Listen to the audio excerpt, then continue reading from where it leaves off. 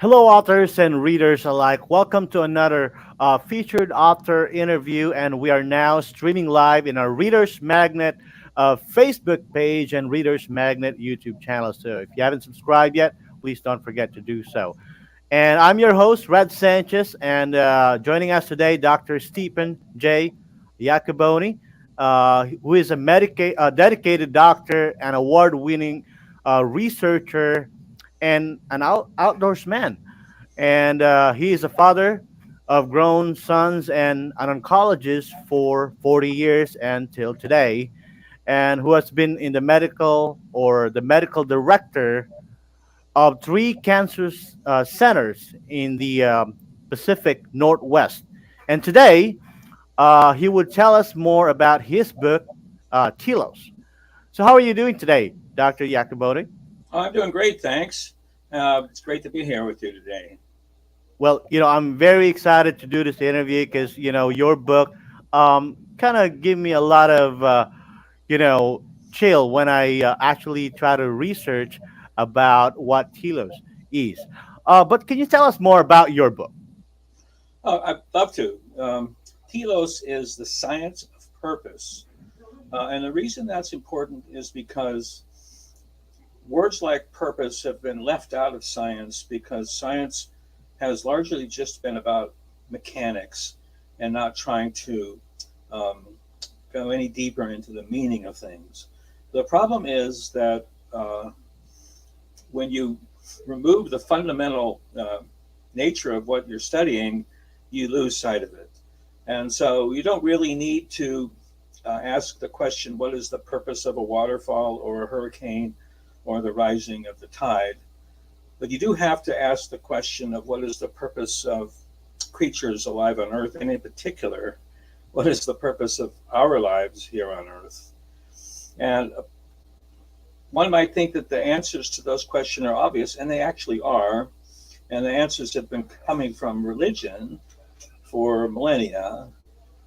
The problem is that the scientists of today have taken over that subject, and they literally tell us that life on Earth was never intended, and there is no ultimate purpose. We're just here to be greedy and fight wars and live out our lives with as much pleasure and as little pain as possible, which of course is the violation of every religious covenant of every religion.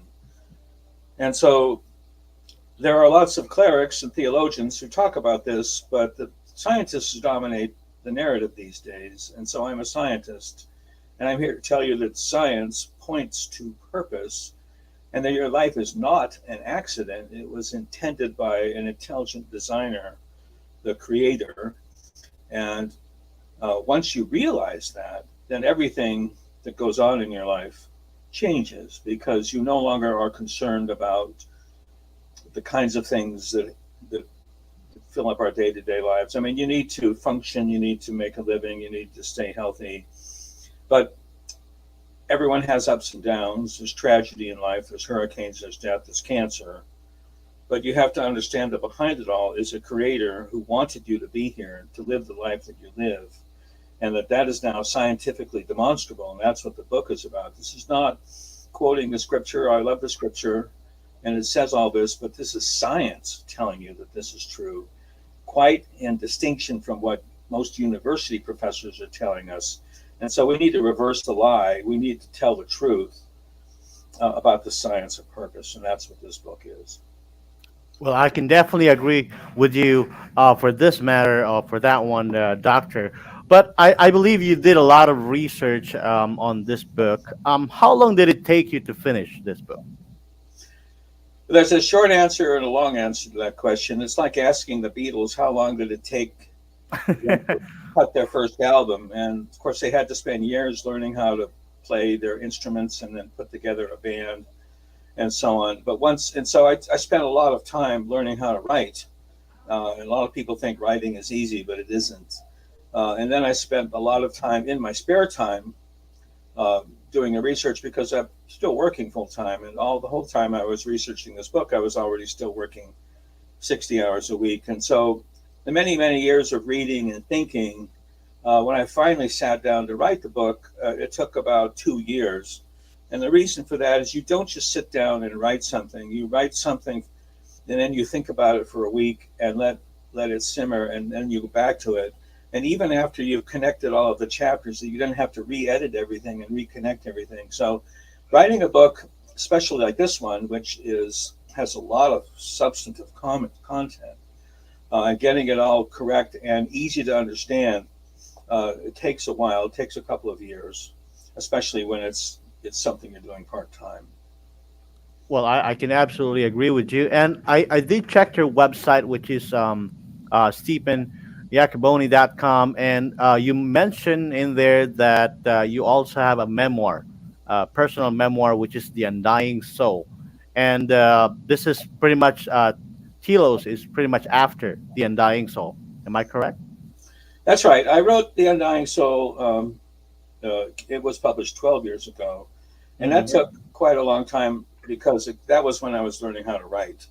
I've always actually been a good writer, writing essays, but writing a book is completely different because you have to the lines that you put on page 200 have to sync with what you said on page 12, and it's hard to keep track of that and keep the threads intact from page 12 to page 200, um, and keep the theme going and not repeat yourself. Anyway, The Undying Soul actually is quite a different book, and it's extremely popular because it's a book of stories. It's my first person account of being a cancer doctor. And most doctors don't write in the first person. And if they do, they write about what they discovered and how smart they were. And that's fine, good for them. This book was about me and my shortcomings and how I thought I was going to cure cancer in the 90s, like we all did. And we failed. And then I had to rethink my whole approach. And I took a spiritual approach. I changed from just being a pure medical man, meaning largely just a technician ordering Mm-hmm. chemotherapy and looking at scans and labs, and becoming someone who treated the whole person. And in that process, rediscovered my own soul. So it's a spiritual journey of my patients and a spiritual journey of myself. It's very personal, very moving. It's been extremely well received. Wow, that's really interesting. And considering that you've been doing this for a lot of years now, it's really interesting that you were able to come up with that book as well, which is the Undying Soul. And well, I guess readers would like to, if they'd like to know more about it, they can absolutely check it out in Amazon, right? It's still available in Amazon. Actually, The Undying Soul is not available in Amazon, but if you go to my Oh, okay. website and you email me, because the book's out of print, but I have my own copies. I If you see. email me through my website, I can arrange to send a book to you. So Mhm. I do have a limited number of books that I can sign a copy and send it off. And I've been getting lots of requests for that. So just go to my website and email me through the website, and we can make that happen. Well, no wonder why there's a lot of people that would like to know more about that. Considering cancer is one of those, things that give us, some kind of fear at some point.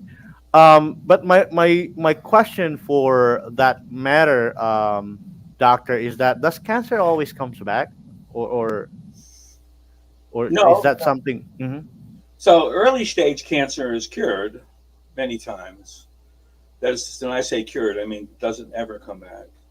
Um, and that's mostly in the realm of surgery. If you have a small tumor in your colon or a small lump in your breast, uh, but if you have cancer that has spread around a bit, then it does tend to come back, and that's where people like myself do our work. We give chemotherapy and treat with medicine the cancer, and so we follow our patients for years and years and looking for any sign of the cancer coming back.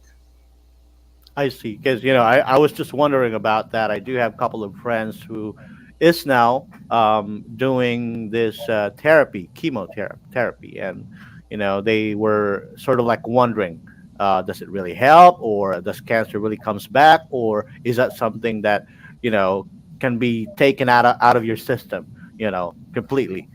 So that's why I asked you that question. But going back to your book, Telos, I believe you have a copy of that one with you right now, right? It's right here.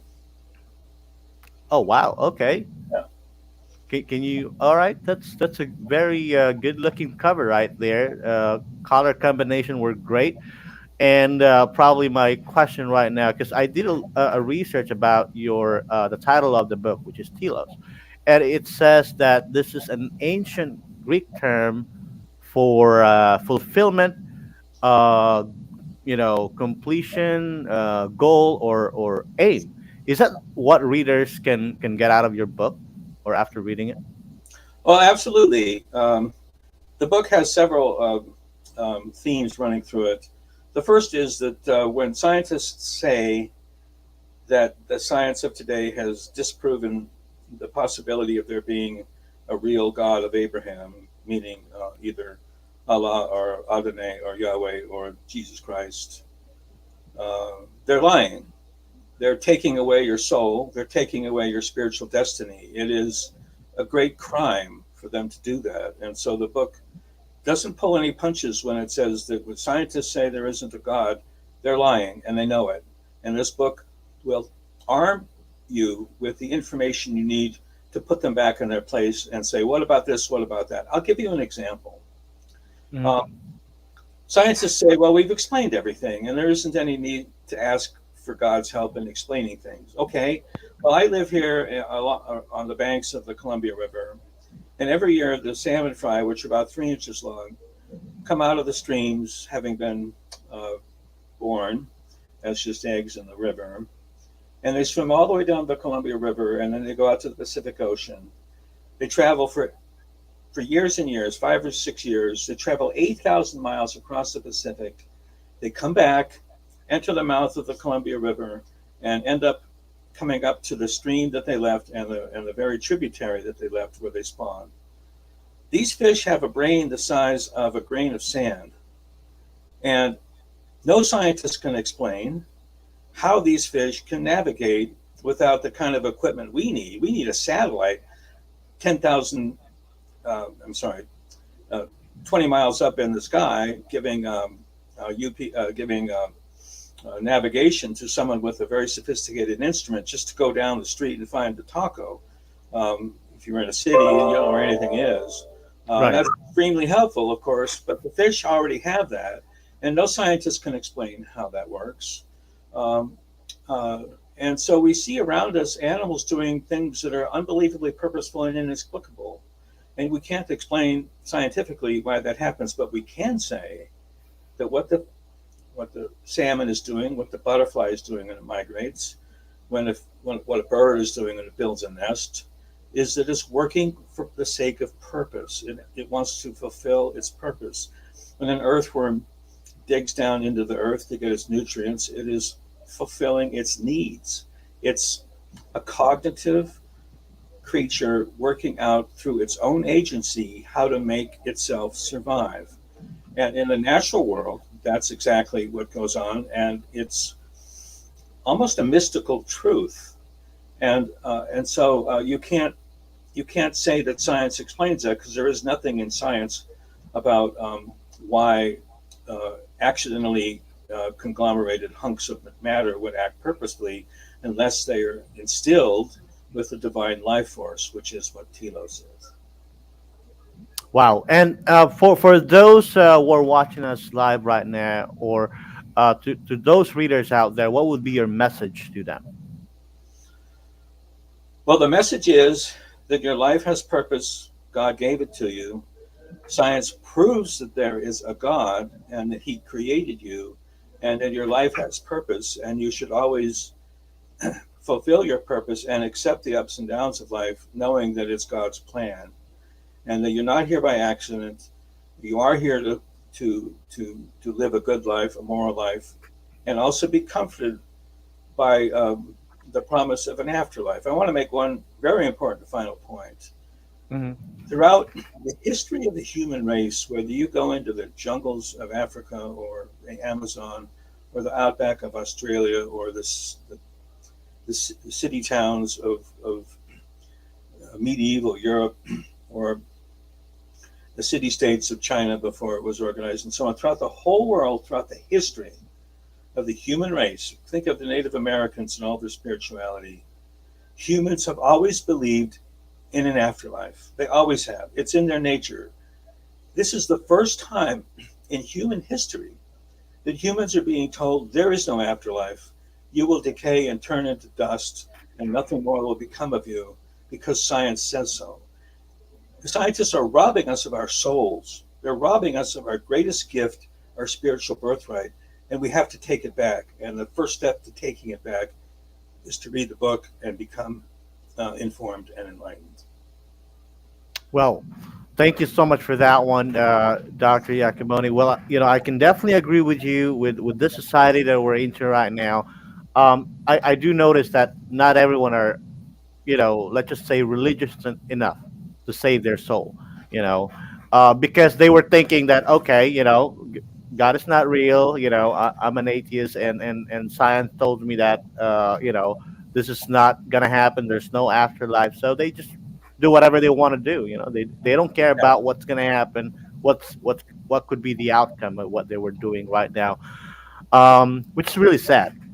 But for those who are watching us live right now, you can grab a copy of Dr. Iacoboni's book, Telos. It's available in Amazon.com, BarnesandNoble.com, and also in his website, Stephen Iacoboni. You might be looking at your screen right now if you're having a hard time, spelling out the last name. There it is. And again, StephenIacoboni.com, and so that you can connect with Dr. Iacoboni. All right. Well, thanks a lot again for your time, Doctor. well, thank you. It's been a real pleasure. Thank you again. Well, as we say here with Reader's Magnet, we share your story with the world. Goodbye.